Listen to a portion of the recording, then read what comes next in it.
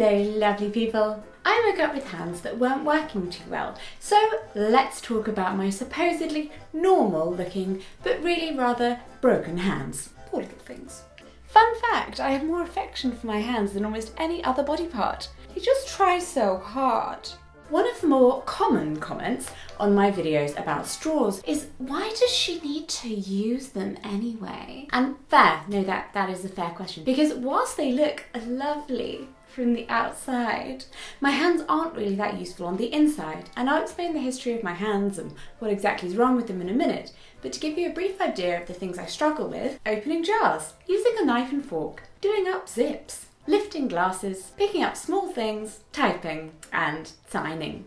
I know, how useful for a deaf person! Remember to subscribe if you are new here, and if you're not, then please do consider clicking the join button and becoming a member of the Kellgren-Fozard Club with access to bonus content.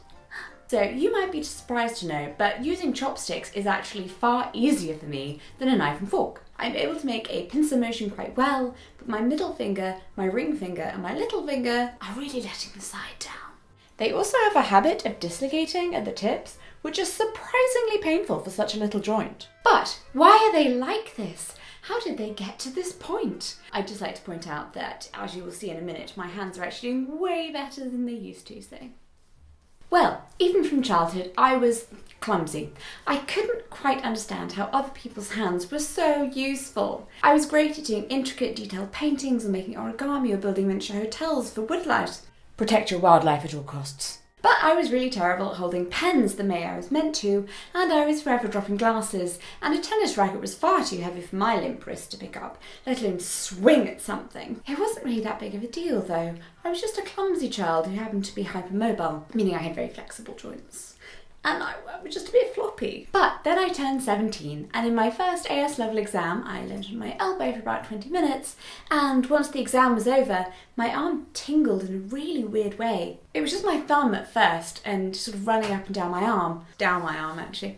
It tingled like it had been set on fire, but without pain of burning. It was inside my arm as well as on my skin, and it meant that my thumb was very difficult to lift. Later that day, the numbness had spread, and now my whole arm was numb. The skin felt strange, like it was coated in a thin film of PVA glue. Do you remember when we used to coat our palms in that and then just peel it off? Honestly, there is nothing that matches that level of satisfaction, except for proving everyone wrong when they say you can't do something.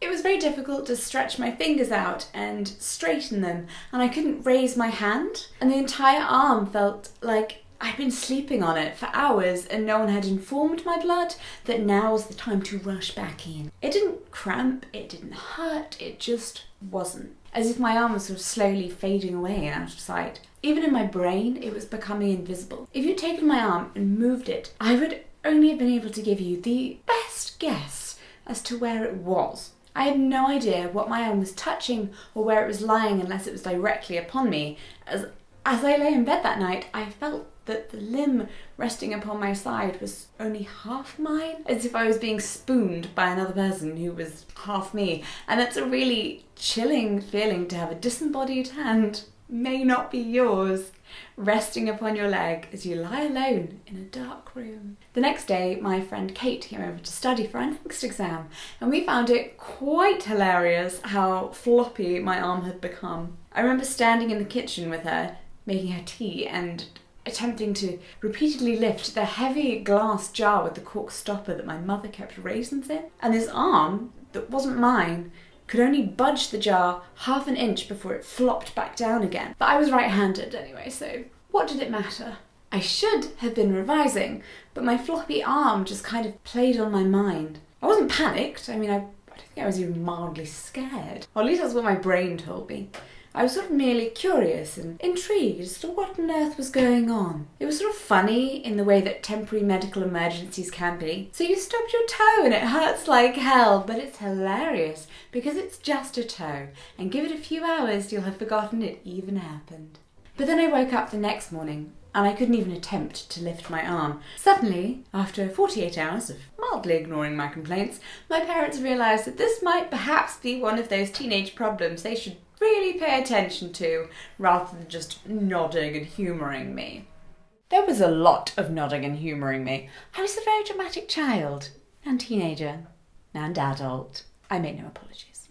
They took me to the GP, who looked more concerned than I was expecting me to, who sent me to A&E, who looked more concerned than I was expecting them to, who admitted me to the children's ward, who definitely looked more concerned than I had expected them to. For the next 2 weeks, I lived in the children's ward, having test after test after test, but going home at the weekends. My left arm refused to move. I couldn't feel my skin when they pricked it with a needle. I couldn't tell where it was when they moved it. I couldn't lift it or bend my elbow or twitch my hand. And you should know that arms are really heavy. If your shoulder isn't actively keeping your arm moving and alive and telling your muscles to hold that damn thing on, then boy does it drag. It was like carrying a particularly plump toddler strapped into the socket of my shoulder joint. Strap some weights to your upper arm and then swing them around a bit. See how your poor shoulder feels after that mess. Fortunately, I still had my right arm to feed myself with, write things down, type on the computer, do whatever I wanted. But then, like I said, I went home for the weekend and I reached up to take a glass from the wash dresser, and it was as if the air had become treacle and my arm was suddenly weightless. The glass slipped through my fingers to smash against the floor, and my arm flopped back down. And this feeling of dread rose within me for the very first time, and I hadn't cared when it was the arm I didn't use that much anyway. My left side's always been weak. I've always been very strongly right-handed, and at least I told myself I didn't care. My main concern up to this point had probably continued to be how much the girl I really liked didn't like me, rather than the potential brain tumour all the doctors were worrying about. Lesbianism blasts away your other concerns. But here was the hand that I relied upon.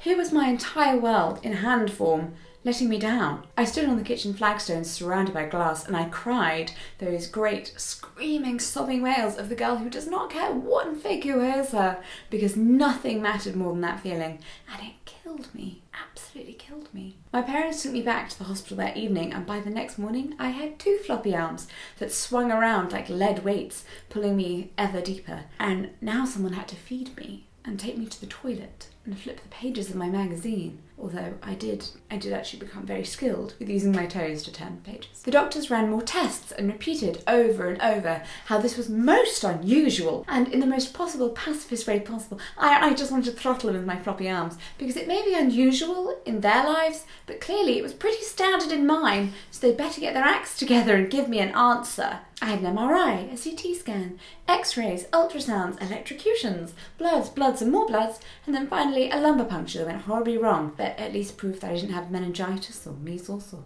whatever the hell they were looking for. And honestly, I have no clue. I just know that it went wrong, and it made me desperately ill, where before, granted, I had 2 paralysed arms, but I was generally okay. And this isn't even to mention the number of times someone very subtly suggested that if I was doing this to myself or pretending in some way, I could just stop the whole thing right now and save face. This despite the fact they ran an electric current through my body and noted that the nerves in my arms weren't actually conducting anything. Yeah, they essentially electrocuted me to prove I wasn't lying. Hospital is fun! 6 weeks after I was first admitted to hospital, the results of the genetic screening test they'd done on my very first day came back to say that I had an inherited neurological condition that meant I have holes in the myelin sheath, the protective coating, around my nerves, and that in all likelihood my leaning on my arm during the exam had caused my nerve to bubble through the hole and get trapped. Or not. The nerve could also have been severed through the hole. So either my arms were gone for good,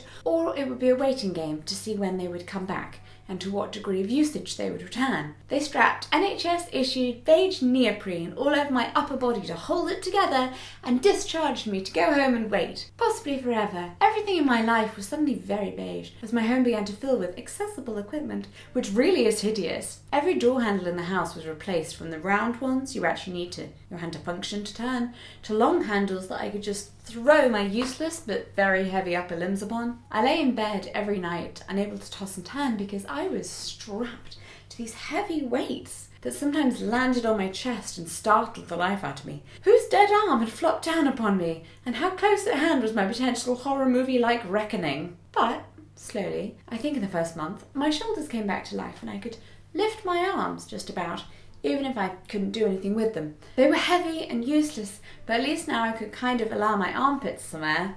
You don't realise how necessary that is until you really, really don't want to realise how necessary that is.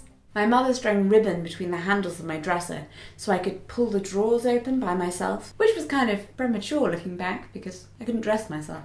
Finally, though, I could trap objects between my arms and kind of rather sloppily move them from one place to another. I also had a better ability to lean forwards, and I didn't have the constant Atlas-like worldly weight on my shoulders. It felt freeing, as anything does after nothing. But my arms continued to deteriorate from lack of use.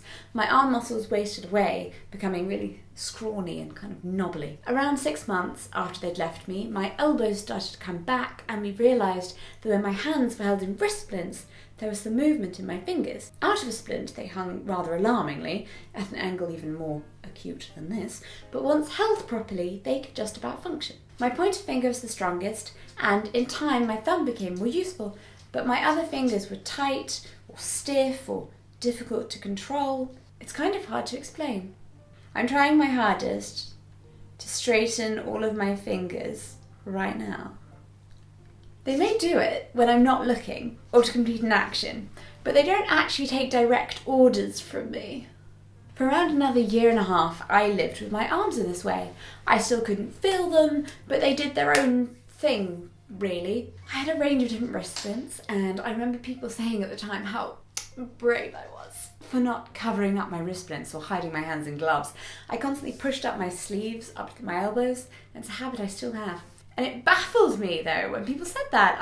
It was difficult enough to use my hands. Why would I have made that harder for myself by wrapping them in fabric for the benefit of other people? Why on earth would I inconvenience myself just to make others feel less awkward? They say it takes 6 months to build muscle and 6 weeks to lose it.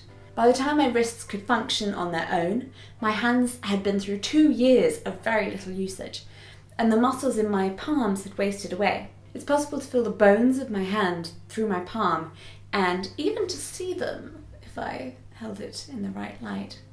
My hands curled in on themselves whenever I wasn't actively trying to straighten them. They were weak, generally, but the tendons pulling them into cramps were surprisingly strong. They hurt so much, I would cry messily whenever they cramped. And whilst they can easily flop down, bringing them up again was a challenge, so I adapted to rolling my hand around the side and using its own weight to pull it up. 10 years later, and they still aren't back to what they were and probably never will be, but considering they were paralysed for 2 years, I think we're doing a rather good job. When I can't feel the surface perfectly, it's now just the top layer of skin, so it feels like wearing gloves rather than my entire arm not existing. They do still look a little like Mr. Burns' arms, but I guess there is some glamour in being a T-Rex. Some days they are much worse than others and are very painful. I can't type for too long or else I'll have a few days of pain. They essentially feel like they are made of rubber, and whilst there are little robot segments that go into my index finger and thumb, the rest of my fingers are just a bit hit and miss. By which I mean they hit into everything I don't want them to and miss everything I want them to catch. I know that some of my signs aren't precise or in the correct hand shape sometimes, and that's just because they don't listen to me. I have special, large, foam-handled cutlery at home that means I can eat by myself, although I generally prefer chopsticks because they're easier to use. Side note, this fork cost me £14. £14, and that's with VAT relief because it's technically a medical aid. Tell me again how there isn't a tax on the disabled. I constantly forget to take my cutlery out with me because it's a hassle, and the easiest way to lose a £14 fork you've ever seen. We tend to eat in restaurants that have chopsticks anyway, or just allow me to eat with my hands. I know, incredibly ladylike. Much love to those of you who also have to eat with your hands.